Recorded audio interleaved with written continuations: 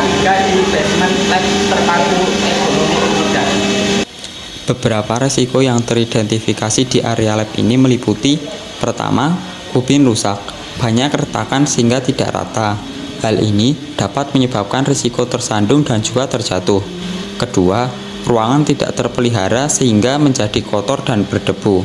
Hal ini dapat menyebabkan gangguan pernafasan. Yang ketiga, mesin tidak tertata dengan rapi. Hal ini dapat menyebabkan risiko tertabrak. Yang keempat, kabel berserakan. Hal ini dapat menyebabkan risiko tersandung dan juga tersengat listrik.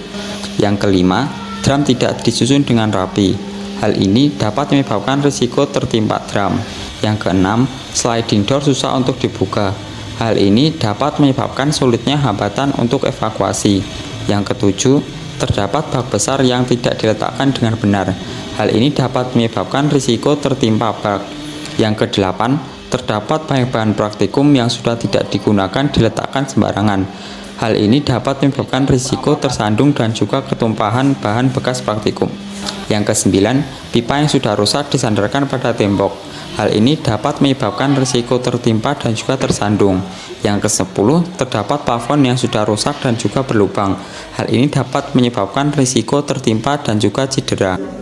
Di sini saya akan menjelaskan identifikasi masalah pada lantai 1 gedung lab terpadu Universitas Tidar. Terdapat beberapa retakan. Ini dapat membahayakan siapapun yang melintas. Pengendaliannya segera perbaiki dan ratakan permukaan. Bergeser ke sudut ruangan, tumpukan kardus tak tertata rapi, jadi penghalang jalan.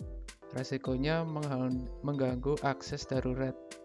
Solusinya sederhana, yaitu penataan ulang. Selanjutnya, alat pemadam kebakaran yang expired. Jika kebakaran terjadi, ini tak akan berfungsi. Resikonya sangat besar, yaitu gagal memadamkan api. Langkah pengendaliannya yaitu ganti dengan APARP. Lihatlah jalur evakuasi ini. Tertutup barang bekas yang seharusnya tidak di sini. Dalam keadaan darurat, ini bisa jadi jebakan. Pengendaliannya jelas. Pindahkan semua halangan. Selanjutnya, ada cairan kimia yang berserakan. Risikonya ini sangat serius. Jika terkena kulit akan menyebabkan iritasi, bahkan luka bakar jika terpapar. Harusnya segera ditempatkan di ruang penyimpanan khusus. Selanjutnya, ada plafon yang bolong dan rapuh. Ini ancaman yang tersembunyi. Material bisa jatuh kapan saja. Langkah pengendaliannya yaitu perbaiki atau tutup secepatnya. Oke, Assalamualaikum. Di sini saya akan menampilkan salah satu pengendalian risiko di lantai 2 di gedung Sutopo. Seperti yang kita lihat di atas, Mas. Nah, di sini sangat banyak hal yang bisa bikin sebuah tragedi kecelakaan kerja, kecelakaan saat berkuliah. Kita lihat plafon yang sebenarnya udah gak pantas tapi masih dipertahankan. Harusnya pihak kampus mengantisipasi atau bisa memperbaiki malah. Nah, jadi pengendalian yang sisa ini sangat berbahaya. Terus solusinya sebaiknya pihak kampus ini tuh lebih memperhatikan keadaan dari kampusnya tersebut. Mungkin bisa diganti yang lebih baik. Soalnya kita lihat di sini perkabelan, perpipaan semuanya menjadi satu, dan ini salah satu potensi yang sangat berbahaya. Oke, sekian dari saya. Assalamualaikum warahmatullahi wabarakatuh. Oke, selamat pagi. Perkenalkan, nama saya Ezra Raja Syed Pardede. Di sini saya akan melakukan analisis terkait K3 di lantai 3 lab terpadu. Oke, kita langsung mulai saja. Di sini yang pertama bisa kalian lihat ada banyak barang-barang yang berserakan di luar di daerah teras lantai ini, yang dimana juga di sini terdapat ada bahan-bahan kimia dan juga ada bahan-bahan berupa cairan dan bahan-bahan yang mengandung seperti dokumen-dokumen. Lalu selanjutnya di sini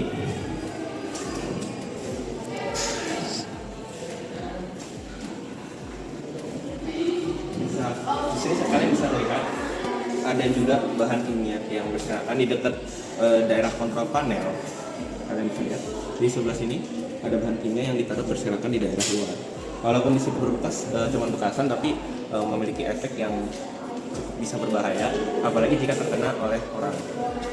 Lalu di sini kalian bisa lihat kontrol panel di sini yang seharusnya merupakan fungsi sebagai untuk pengendalian sistem dari gedung di lantai 3 ini, malah jadi tempat seperti gudang yang mana dapat menyebabkan bahaya atau bisa memicu kemungkinan konsleting. Jika konsleting bisa area-area dari sini bisa menyebabkan kebakaran, dan ini bisa cukup berbahaya bagi lantai 3 ini. Selanjutnya bisa kalian lihat di sini platformnya itu bolong, tapi jika ada suatu kendala yang menyebabkan atau seperti rembesan air atau ada hal-hal yang itu bisa menyebabkan bahaya tingkat menengah, yang dimana ada terjadinya kebocoran atau bisa membuat orang terpleset. Selanjutnya di sini ada bahan kimia asam sertabasa, yang dimana tuh bahannya ini letak di luar, di mana bukan di daerah yang di daerah seharusnya di tempat stok bahan-bahan kimia. Yang walaupun bisa kalian lihat di sini sudah ada deterjen yang mengamankan cairan tersebut, tapi jika semisal ini bocor atau ini bisa menyebabkan kesandung dan juga cairan yang berluber dan bisa membahayakan bagi orang yang lalu lalang di daerah sini. Masuk video. Selanjutnya lagi kita di sini ada lantai darurat yang dimana bisa kalian lihat, walaupun masih tidak terlalu banyak, tapi di sini areanya sangat-sangat kotor, yang dimana bisa menyebabkan orang tergelincir. Di mana di sini ada daerah tangga, dan bisa kalian lihat di sana banyak sekali lantai-lantai yang berserakan, banyak banget sampah-sampah yang masih ada dan tidak segera dibersihkan. Ayo kita bisa lanjut lagi ke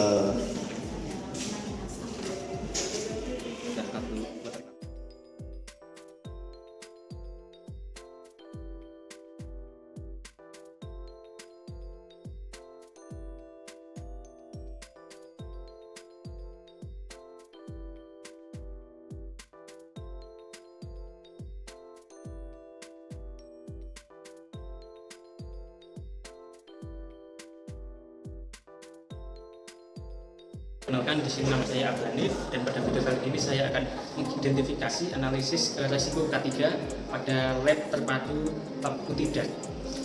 Ya, jadi yang pertama bisa kita amati pada area bagian atas terdapat beberapa plafon yang sudah berjamur dan tidak dibersihkan.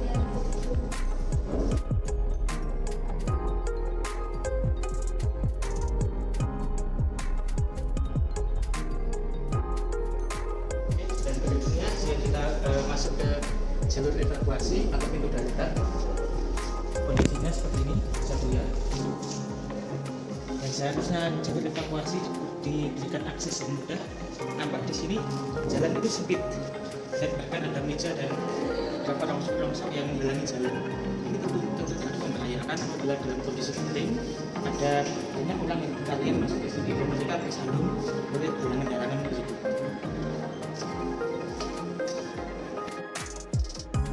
Mirip dengan pada lantai 3 yang tadi, banyak di sini rongsok-rongsok dan bahkan debu yang membunuh, tidak terbersihkan dengan baik.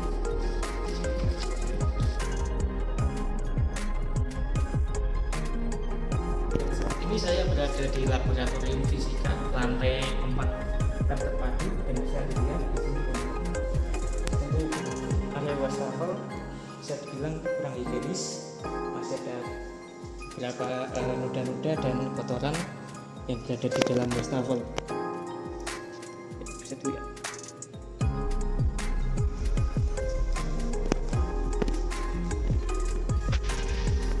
Dan pada wastafel sebelah sini bisa dibilang juga kurang higienis, di mana spons dibiarkan begitu saja dan tidak diletakkan dalam wadahnya sendiri, sehingga tidak higienis apabila digunakan.